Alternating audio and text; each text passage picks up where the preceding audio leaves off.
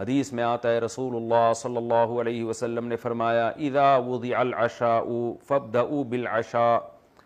جب کھانا رکھ دیا جائے تو پہلے کھانا کھاؤ پھر نماز پڑھو۔ عبداللہ بن عمر سے منقول ہے کہ اقامت کی آواز آ رہی ہوتی تھی، کھانا آ جاتا تھا اور پہلے کھانا کھایا کرتے تھے۔ تو شریعت میں مسئلہ یہی ہے کہ اگر کھانا سامنے آ جائے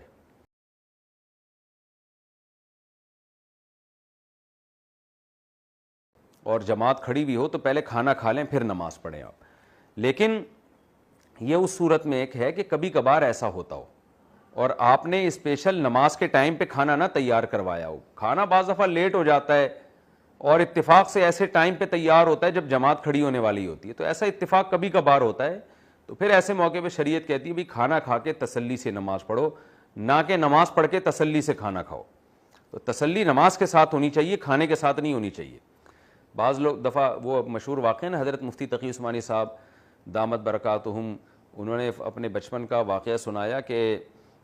کھانا تیار ہونے والا تھا تو کھانا لگنے والا تھا، تو ہم نے اپنے والد سے کہا کہ ہم پہلے نماز پڑھتے ہیں پھر تسلی سے کھانا کھائیں گے۔ تو میرے والد صاحب نے کہا نا نا نا نا نا، پہلے کھانا کھاؤ پھر تسلی سے نماز پڑھنا۔ نماز ٹرخانے والا کام نہیں ہونا چاہیے۔ اگر آپ بھوکے ہیں، کھانا سامنے رکھا ہوا ہے، گرم گرم کھانا ہے، اسے چھوڑ کے جب آپ نماز پڑھیں گے نا تو آپ کا دل کھانے میں اٹکا ہوا ہوگا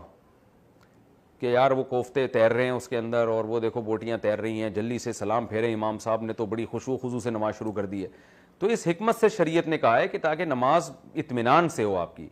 تو کبھی کبھار تو ایسا ہو جائے ٹھیک ہے، لیکن بعض لوگ معمولی کھانے، جیسے 8 بجے 9 بجے عشاء کی نماز ہے تو وہ ان کے ہاں کھانا ہی 9 بجے پکتا ہے، تو یہ روز جماعت کی نماز چھوڑ دینا یہ جائز نہیں ہے۔ تو کبھی کبھار ایسا ہو تو ٹھیک ہے۔